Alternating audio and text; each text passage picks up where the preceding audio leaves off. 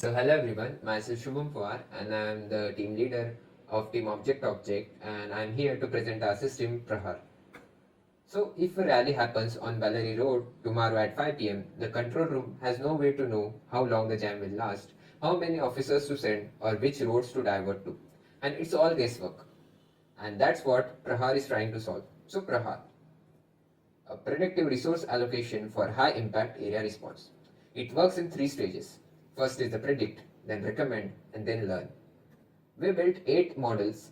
One predicts how long an incident will last, one predicts if the roads needs full closure, one picks the fastest station to dispatch from, one flags high risk junctions, one finds time patterns when incident spikes, one flags cascade risk to nearby roads, one detects unusual activity spikes, and one auto-classifies priority. All the 8 models are trained on 8,173 traffic incidents in Bangalore. The duration model has a mean error of 57.52 minutes. The closure severity model is 92.66% accurate. The priority classifier is 99.89% accurate. The dispatch model saves 70.80 minutes on average by picking the fastest station. And we also model Bangalore's roads as a graph. We use Dijkstra's algorithm to simulate how congestion spreads to nearby roads, and the Haversan formula to calculate real distance between GPS points. And that's how we identified 35 high-risk junctions across the city, including the Yashwantpura circle and the Mekri circle among them. So here's the example. We give input to Prahar, which is rally on Ballary Road at 5 pm and the approx 10,000 people present there. So Prahar predicts a 112 minutes of gridlock and full road closure. It recommends 14 officers, barricades, dispatch from Yashwantpura station, and diversion at Hebel flyover. After the event, officers file a report and that feeds back to the model itself. And that's Prahar. Now let me show you the demo. Let's switch to the control room dashboard, where the traffic operators monitor and manage these incidents in real life. So let's start with the dashboard, which acts as a central command center for traffic operators. At the top, the dispatchers get real-time overview of the city's traffic operations, including active roadblocks, high severity risk, deployed petrol units, and average incident clearance time. In the center, the operational heat map provides a live view of congestion hotspot, helping operators quickly identify areas requiring attention. On the left, the active incident log displays all the ongoing incidents along with the predictive severity, estimated clearance time, and spread risk. The entire dashboard is powered by our complete suite of 8 models working together. First, the resolution time model predicts how long an incident will take to clear. Second, the closure severity model determines the expected impact level. Then the station dispatch recommender identifies the optimal police station for deployment. The junction risk profiler evaluates the risk associated with a specific location. Then the time pattern decomposition model analyzes historical traffic behavior for that time period. And the cascading risk flag predicts the probability of congestion spreading to nearby routes. The anomaly spike detector identifies unusual traffic events and abnormal patterns. And the priority autoclassifier automatically ranks incidents based on the operational urgency. These predictions are surfaced throughout the dashboard in real time. For each incident, the operators can open the tactical dispatch, where they can view available officers, assign personnels, and receive operational instructions for handling that situation. On the right, the Tactical Priority Actions panel automatically highlights the highest risk incidents, estimates traffic impact, and helps dispatchers determine where resources should be deployed first.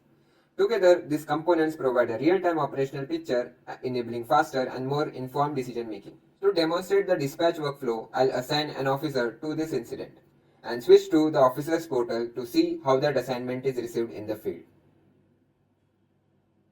Clicking over here, we can see that it's marked on the site. Once marked on site, it will be shown in the GPS navigation. Over here, we can see the location of the event and the police officer's location, and the police can use Google Maps for traveling to the event. In the report traffic incident, the police officer needs to capture the GPS location, then the incident type, what has actually happened over the location, like the vehicle breakdown or accident or tree fall, etc. Then the corridor location, like the Mysore corridor or Bellary Road. Then in the report severity and priority. And then the incident description. And after submission, This report will be directly used for training the model. No need to particularly insert CSV over and over again for training the model. So this was the police dashboard. Now let's get back to our control room. Now that we have seen how incidents are managed from both the control room and the field officer perspective, let's move to the live map. This page provides a real-time geographical view of the entire Bengaluru's traffic network. At the center, operators can visualize the incidents directly on the map, allowing them to quickly identify the congestion hotspots and monitor how disruptions are distributed across the city. On the left, the incidents overlay panel displays all the active incidents along with their severity, estimated clearance time, assigned police station, and predictive spread risk. These insights are provided by the resolution time model, closure severity model, cascading risk flag, and priority auto classifier. Operators can also switch to the corridor view, which groups incidents by major traffic corridors, helping authorities to identifying routes experiencing the highest operational impact. Similarly, the station view organizes incidents by police station jurisdiction, providing a clear picture of workload distribution and resource utilization across the city. The live map primarily utilizes outputs from the station dispatch recommender, resolution time model, closure severity model, cascading risk flag, and priority auto classifier. Together, these views enable dispatchers to understand not only where the incidents are occurring, but also how resources should be allocated for the fastest response. Now, let's move to the simulation model. Now, this page allows traffic authorities to visualize how traffic conditions evolve in a controlled environment before taking actions in the real world. The simulation tracks key metrics such as vehicle movement, pedestrian flow, congestion levels, average speed, and the incident impact in real time. Using the deployment panel, I'll simulate an accident scenario, as we can see over here. As the simulation runs, the system dynamically updates the vehicle queues, congestion levels, traffic speed, and overall network behavior. This simulation leverages insights generated by the resolution time model, junction risk profiler, and cascading risk flag. As you can see, the impact of the incident becomes immediately visible, allowing authorities to evaluate the potential traffic disruption before deploying resources in the real time. Now I'll deploy a police unit over here, and as we can see, the congestion has changed to the normal. Now, this helps operators understand the impact of incident before deploying resources in the real field. Up next, we have the event planner. This module enables the traffic authorities to proactively prepare for the planned events such as VIP moments, rallies, festivals, and large public gatherings. Operators begin by entering the event detail, including the location corridor, event duration, and expected crowd size. To demonstrate this, I'll forecast the impact of a planned event such as the protest in the event type. Now, this page utilizes the resolution time model, closure severity model, and the cascading risk flag. Based on these predictions, the system estimates the expected gridlock duration, overall severity level, and network-wide traffic spread risk. The recommendation panel provides an operational summary including expected travel time impact and key factors contributing to the congestion. The resource plan automatically calculates the number of officers and barricades required, along with the recommended deployment timeline. The system also generates a divergent route and highlights sensitive locations such as schools and hospitals that may require additional traffic management measures. In addition, the traffic spread risk section identifies nearby areas likely to be affected and estimates the probability of congestion cascading across the network. Finally, the authorities can immediately assign response teams and deploy officers directly from this page, ensuring that the resources are allocated before traffic disruption occurs. This allows traffic department to estimate resource requirements and traffic impact before an event occurs. Up next, we have the analytics section. So this page provides a comprehensive historical view of traffic operations and system performance. At the top, authorities can quickly monitor key operational metrics such as clearance improvements, average resolution time, total incidents handled, and the overall operational status. The platform continuously measures the impact of PRAHAR's recommendation, helping departments quantify improvements in incident response and traffic management efficiency. The weekly congestion heat map visualizes incidents density across different days and hours, allowing operators to identify peak congestion periods and recurring traffic patterns. The incident volume analysis highlights how traffic disruptions are distributed throughout the week, helping authorities plan staffing and resource allocation more effectively. The corridor risk ranking uses outputs for the junction risk profiler and historical incidents analysis to identify the most vulnerable traffic corridors in the network. The root cause breakdown provides insights into the primary causes of traffic disruptions such as the vehicle breakdowns, accidents, public events, and environmental factors. Further below, the train visualization track daily incident volumes and clearance time performance, enabling authorities to monitor operational efficiency over time. Finally, the corridor performance summary provides a detailed statistics for every monitored corridor, including incident count, average duration, closure rate, and overall risk score.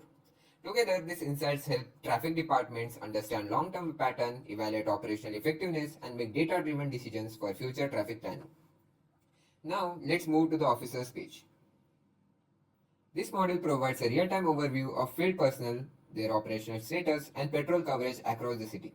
At the top, dispatchers can instantly view the number of officers currently available for deployment, actively assigned in the field, and the average response ETA across the network. The patrol personnel panel displays detailed information for each officer, including their badge, number, division, current assignment, availability, status, estimated response time, and distance from the active incident.